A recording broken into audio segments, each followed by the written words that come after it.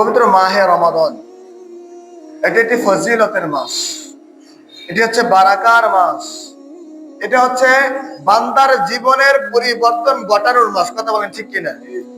সম্মানিত হাজরিন, রাসূল পাক সাল্লাল্লাহু আলাইহি ওয়াসাল্লাম ইফতারের ফজিলত নিয়ে আলোচনা করতে গিয়ে বলেছেন যে মাহে রমজান তো ফজিলতের মাস, রোজা রাখবা ফজিলত, ইফতার করবা ফজিলত, কিয়ামুল লাইল করবা ফজিলত, দান সদকা করবা ফজিলত, কুরআন তেলাওয়াত করবা ফজিলত, যাকাত দিবা ফজিলত, রোজা রাখবা ফজিলত, মানুষকে আপ্যায়ন করবা ফজিলত, দুরূদ পড়বা ফজিলত, ইস্তেগফার করবা ফজিলত।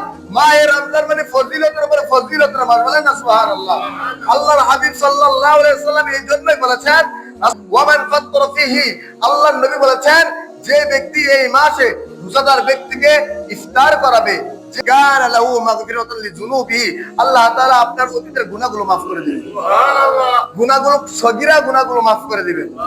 আল্লাহর নবী সাল্লাল্লাহু আলাইহি ওয়াসাল্লাম তারপর আপনাকে আমাকে বলতেছেন ওয়া ইদ ক্বারাবাতিহি মিনান নার, নবী আমাকে আপনাকে বলতেছেন যে ইফতার ব্যক্তিকে, রোজাদার ব্যক্তিকে ইফতার করাবে, আল্লাহ তাআলা তোমার গুনাহগুলো maaf করে দিবেন। শুধু বিষয়টি এমন নয়, ওয়া ইদ ক্বারাবাতিহি মিনান নার, আল্লাহর নবী আপনাকে আমাকে বলতেছেন আপনার আমার জন্য জাহান্নাম থেকে মুক্তি করে জান্নাতে দিয়ে দিবেন। সুবহানাল্লাহ। শুধু এটা না, আল্লাহর নবী সাল্লাল্লাহু আলাইহি ওয়াসাল্লাম একই হাদিসে আবার এটাও বলতেছেন, নবী আপনাকে আমাকে বলতেছেন ওয়া কানা লাহু মিসলু আজরি, এবং আল্লাহর নবী সাল্লাল্লাহু আলাইহি ওয়াসাল্লাম বলতেছেন রোজাদার ব্যক্তি রোজা রেখে যে সওয়াব পাবে সেই পরিমাণ সওয়াব আল্লাহ তাআলা আপনাকে আমাকে দিয়ে দিবেন। শুধুমাত্র রোজাদার ব্যক্তিকে ইফতার করাবেন, এতে এতটুকু ফজিলত, বলেন না সুবহানাল্লাহ।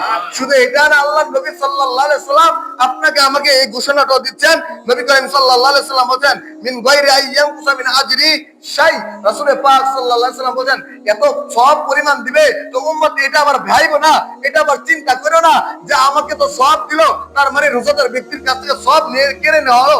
বিষয়টি এমন না, না, বিষয়টি হচ্ছে তোমাকে এত সওয়াব আল্লাহ তাআলা দিবে, রোজাদার ব্যক্তির সওয়াব পরিমাণ তো দিবে, এবং ওই রোজাদার ব্যক্তি থেকে এক চুল পরিমাণ সওয়াব কেটে নেওয়া হবে না। সুবহানাল্লাহ।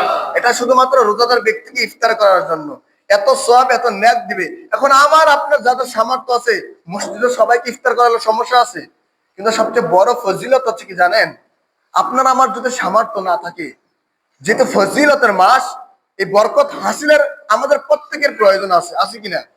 আমরা কারা বাঁচাই না এত বড় ফজিলত অর্জন করতে? আমরা কে বাঁচাই না এই আমল গুলো করতে? আমরা কে বাঁচাই না এই নেক গুলা নিজেদের মধ্যে নিয়ে আসতে? এই জন্য আপনাকে আমাকে এত সহজ সহজ মেসাল আল্লাহ নবী দিয়েছেন। আপনি যেহেতু রোজাদার ব্যক্তিকে একটু ইফতারি করালেই সওয়াব, রাস্তার মধ্যে দেখবেন অনেক পথ শিশু আছে, অনেক ভিক্ষুক আছে কিনা বলেন? বলেন আছে কিনা? তারা দেখবেন আপনার মতো আমার মতো ইফতারি করতে পারে না। অনেকে আছে না খেয়ে ইফতারি, পানি খেয়ে ইফতার করে। অনেকে দেখবেন আপনি আমি ভালো খাবার খেয়ে সাহারি করি, কিন্তু ওই ব্যক্তিটা সাহারি আপনার মতো আমার মতো পারে না। এমনও দিন যায় ওই ভিক্ষুকের পেটে সাহারি যায় না, সে না খেয়ে রোজা রাখে, আছে না? তাহলে ওই ব্যক্তিটাকে যদি আপনি সহযোগিতা করেন, তাকে যদি ইফতার করান, তাহলে আপনি সব পরিমাণ পাবেন কি পাবেন না? এতটাই সব পাবেন, এতটাই নেক পাবেন, এমনও আছে আল্লাহ তাআলা খুশি হয়ে আপনাকে এত পরিমাণ সওয়াব দিবে যা আপনি কল্পনা করতে পারেন না।